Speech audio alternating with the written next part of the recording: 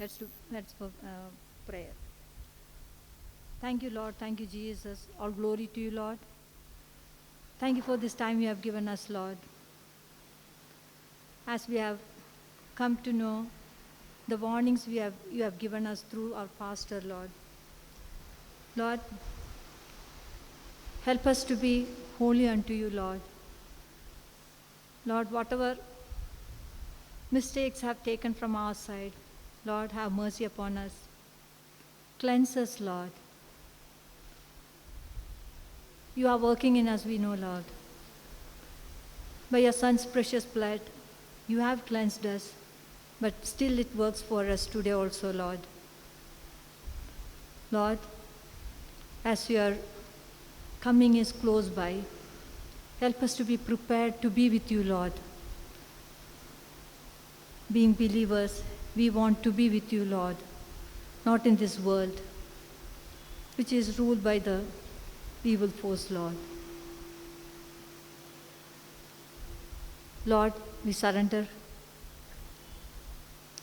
into your hands, Lord. As you have given me a message to share, Lord, cleanse me to speak that, Lord. Use me as your instrument, Lord. Bless me and anoint me to convey the message which you have given to my people around, Lord. Lord, I know that I cannot do it by my strength, but I believe that you are there with me, your Holy Spirit is there with me to help me to convey the message which you have given me to my people, Lord. Thank you, Jesus, for answering my prayer. Amen. Yeah. Actually, Pastor has given us a very good message. How to keep ourselves holy, or what is the need for keeping ourselves holy, keeping away from the sins. Like when I was listening to her, I was thinking, actually when she asked me to give the message, I had a topic in my mind, but I was not able to develop that topic. I had just one word in my mind, God's work, God's work. But what God's work? What I have to tell my people? That I was asking. And these last 2 weeks also I was asking every now and then, God, help me, help me. I was not getting anything. But last 2 days, like Friday, Saturday, I sat down to write something because I just cannot come and speak from my heart just like that. I have to prepare. So I was struggling. Then I started writing something. Then I was thinking like whether it will be applicable to the people around, because all of you all, as you all are believers, we know the things, the key things in the word, the doctrines, the main doctrines, because she has taught us, and Pastor has taught us so well. So whether this will be of help. But now morning listening to her, I thought this message also has got some relevance which we have to apply in our life. So I went on developing this particular topic, only the word of God. The God's work. Why I got this is when I was reading once the Psalm 139, written by David, the last few verses, that is, not last, that 13, 14, 15, 16. When I read this word, like actually this, I used to feel very happy when I read this. I'll just read the words. Psalm 139, 13, 14, 15, 16. For you formed my inward parts, you covered me in my mother's womb. I will praise you, for I am fearfully and wonderfully made. Marvelous are your works, and that my soul knows very well. My frame was not hidden from you when I was made in secret and skillfully wrought in the lowest parts of the earth. Your eyes saw my substance, being yet unformed, and in your book they all were written, the days fashioned for me, when as yet there were none of them. So the first part that David is expressing his that what a marvelous work God has done by creating himself. The same thing we also feel when we read. Wholeheartedly when we read, we also feel that how wonderfully we are made. And the verse 16, the last part of it says, the middle part, marvelous are your works. So we think that the creation, definitely God has done a very wonderful, marvelous, which we cannot imagine. It's beyond our imagination. So, but David says about your works. It's not only the creation. God's works. Here, actually, we can take it in two senses. Like the work which we do for God, like as believers, what we have understood from the word, what God expects of us, we do certain things. Isn't it so? We pray, praise, worship. Pastor always asks us to share the gospel, but many times we fail. But we make some attempts. And many other things to lead a holy life. But here, in the other sense, we can look at this word, God's work, from God's side, God's point of view. What work God is doing. So actually, I took it in that sense, not from our side, from God's side. So God's works, like it's not, as I told you, it's not only creation. It's, David is talking about the God's works, many works. So what are they? So all of us know that the whole universe, including we, like all the human beings, are created by God. God is the ultimate creator of the whole universe. He controls the whole thing. So the first work is the creation of man. And when we look into that, the details of the creation of man, we also know that this man is the most, it's the best, you can say, among God's creations. Isn't it so? He has made us in his own image. So, he has given us so much of importance.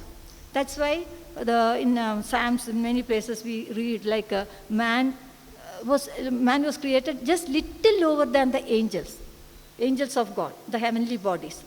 And he has also satisfied us with the heavenly food. Man with the heavenly food. During Exodus, he gave the heavenly food, the manna, to people. So God has given, and God has made man God has given all the authority over his creations on the earth. So that very supreme power or supreme position God has given human beings. So that we all know about it. So that is one part of the creation, that is creating human being. But then another thing I want to tell you is, not only that external creation, God has done a creation, a product, the human being. He is also working in us, within us, in the interior part of us. So that's what we see throughout. Like when we go to Word, we hear that, or we come to know that, we read that. So through, like when God created man, in the Genesis, when we read Genesis, we know that God created Adam, and he wanted to have relationship with man. For that purpose, he created Adam.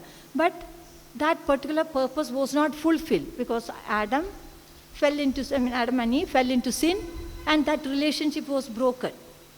That covenant was broken. That the Edenic covenant is mentioned. That is broken. Then he goes to the Adamic covenant, where God says that you have to struggle, you have to work and bear pain and things like that. Like many other covenants also are there. But the first covenant was broken because of man's disobedience. Though he loved the man so much and he wanted to have relationship with him, but it was not possible. It didn't happen. The same way, but then God knew that this will not work out. So he was working. He was working for the redemption. So first creation is done. Now he has to redeem his creation, because they have fallen into sin. So the redemption process takes place. So God works for the redemption of man who has fallen into sin. So the redemption takes place, like the repentance, then the sanctification, then the salvation, all these things. So these are the things, like God is molding his creation to fulfill the purpose which he has created him for. So we, again, He wants the whole world, because Psalm says, in Psalm 74, 12 says, he wants the salvation of the whole world. He aims at the salvation of the whole world, not few people. But at the same time, word also says that only a portion of the creation or the human beings will be saved, even in the case of his own people, that Israelites. Only 1/3 or something like that will be saved. But as they rejected, we got a chance. We Gentiles got a chance to be his people. So again, we are blessed. We got a chance again to be with him. Isn't it so? So God, and the thing is, like, you may ask, like, how can we? Like, God actually loved Israelites, and now how can we? Like, we understood that God, Jesus, we believe in Jesus and God. So that cleansing process, that is the work of God being done in us, within us. So all these words, like the redemption, sanctification, salvation, all these things become true, and that becomes the reality in our life because God works. So that is also a part of God's work.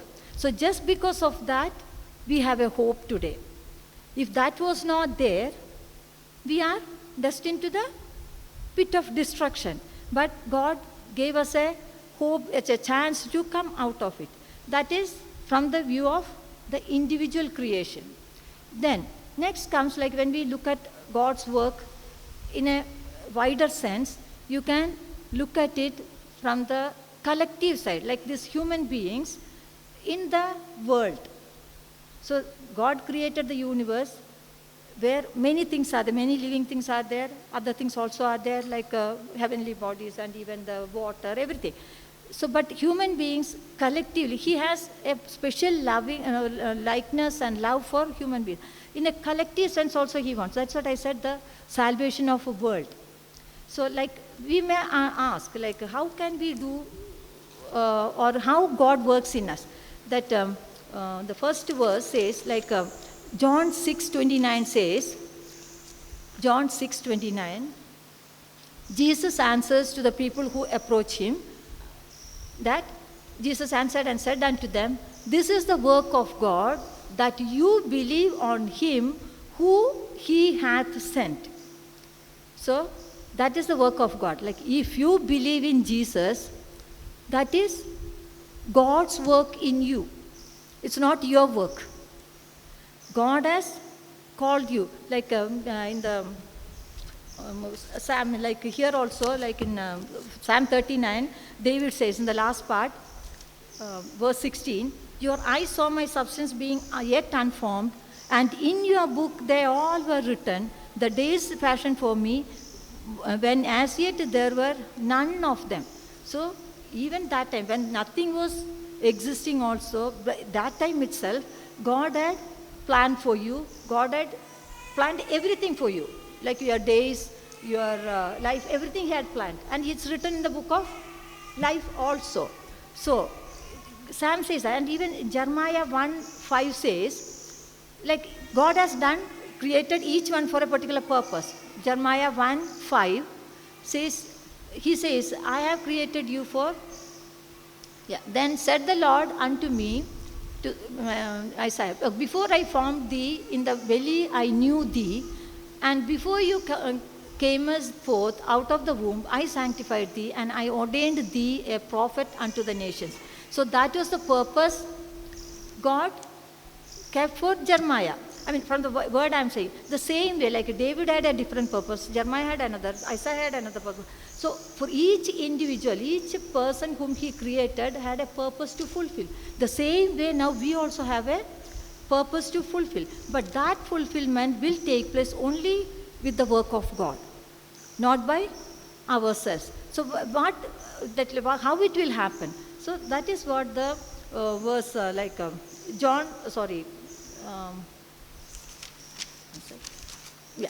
6:29 says, you believe in whom he has sent. That's all you can do, but that is the work of God. God has called you and separated you for that.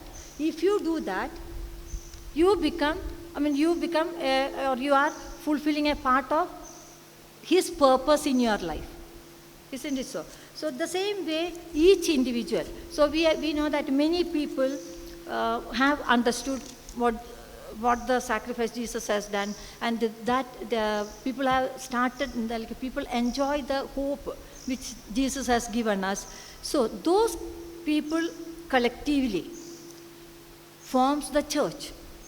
Isn't it so? Church means not only that local church where we gather. It's the church, the body of Christ, where all people from all times, all over the world, who believe in Jesus are considered as the church. So through church, God works in the church. So what is the work God does in church?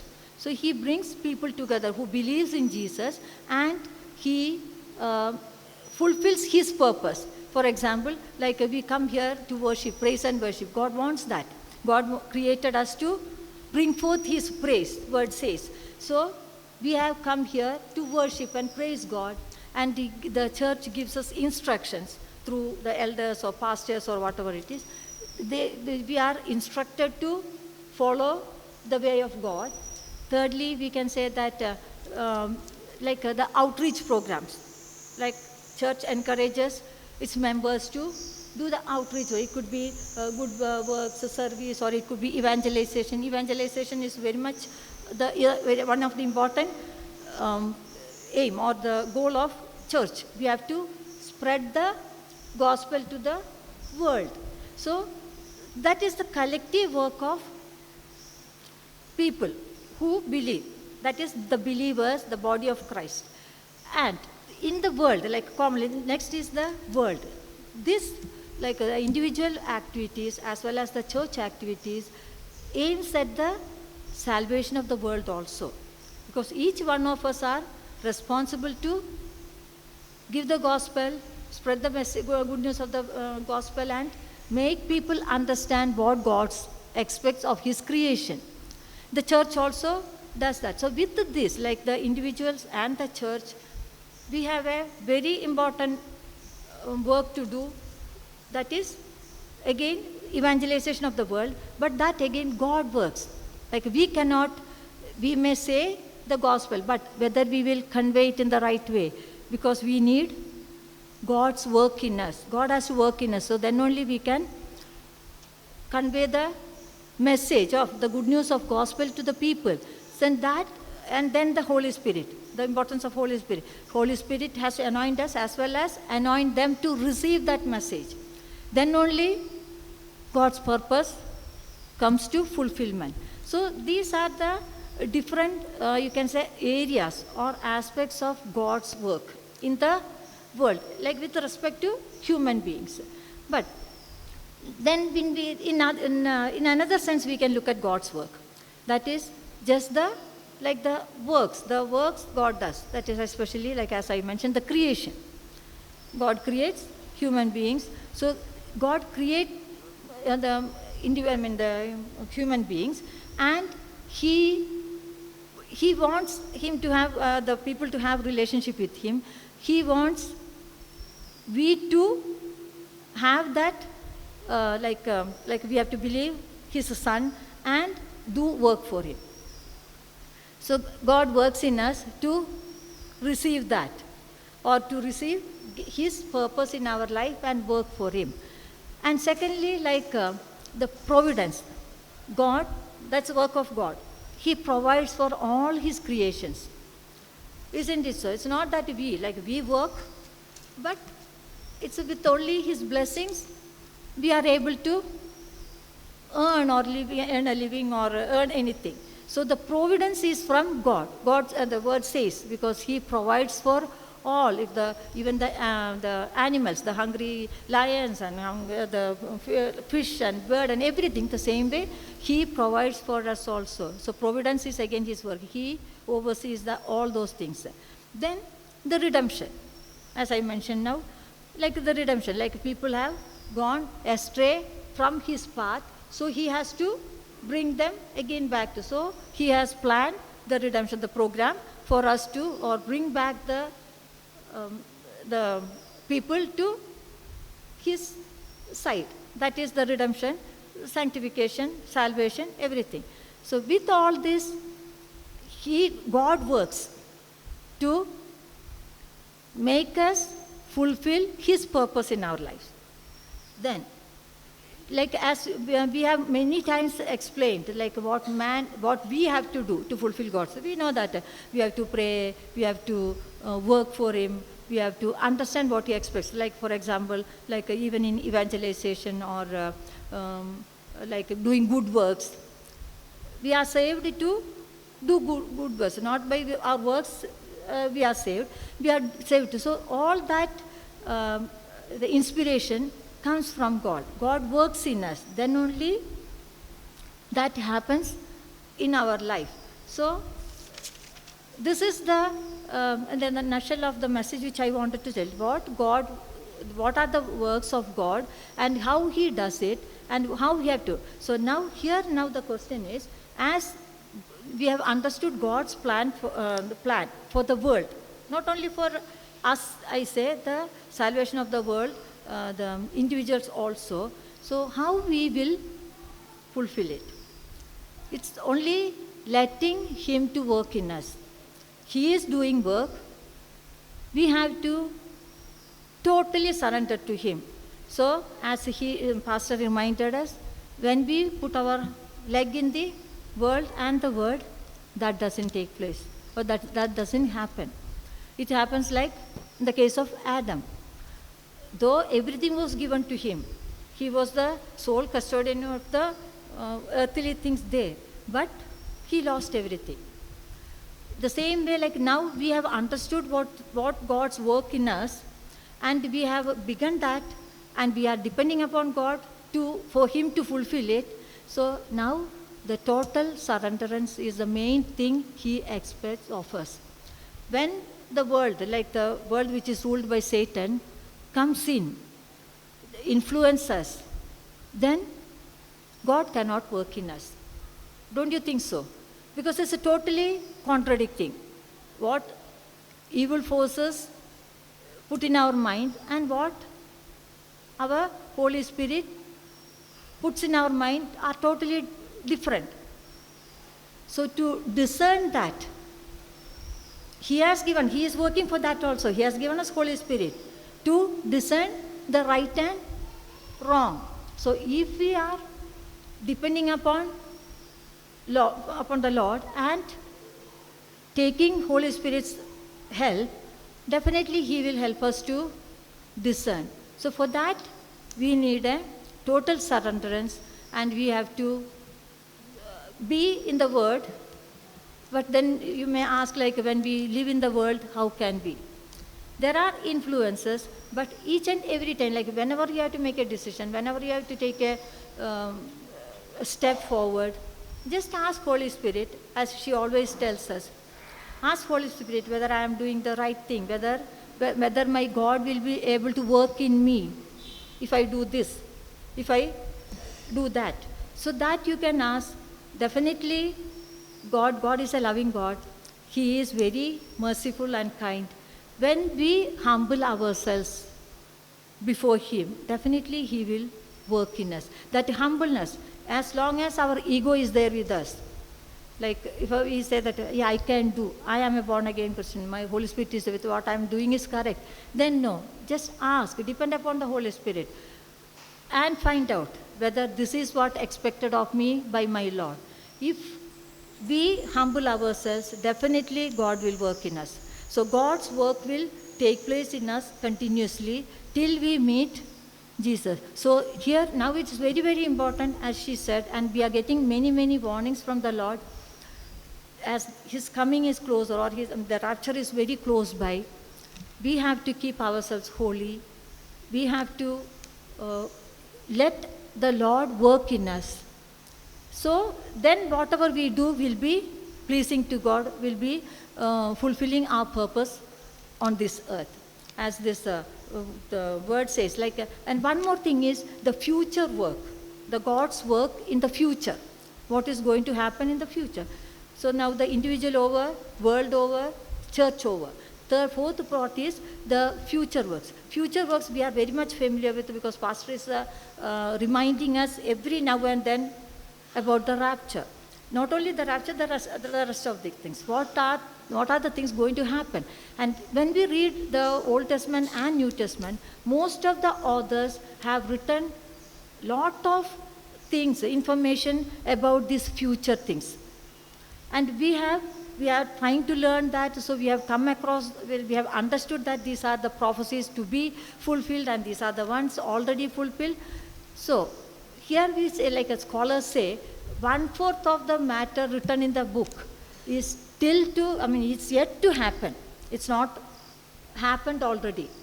So even for the writers who have written it centuries ago, for them also it's a future event. It's a prophecy to be fulfilled. And for us also it is. Only thing, we are lucky to know the things. As the John has, disciple John has, Apostle John has explained what are the things going to be happen. We know things. Even when they wrote, they were not like, they had the conviction that these are the things to happen. Now we know that we have to prepare ourselves to experience or expect that. So this is the God's work in future events. So this is how He has planned the world, the universe. The one main thing we have to remember is He loved the man so much. So that's why He does everything to redeem him from his mistakes, from his sins, because He considers man a very important creation of His. So what we have to do is we have to respond to it. When our Creator gives so much importance to us, definitely we also should respect His purposes in our lives. Isn't it so? Don't you think so?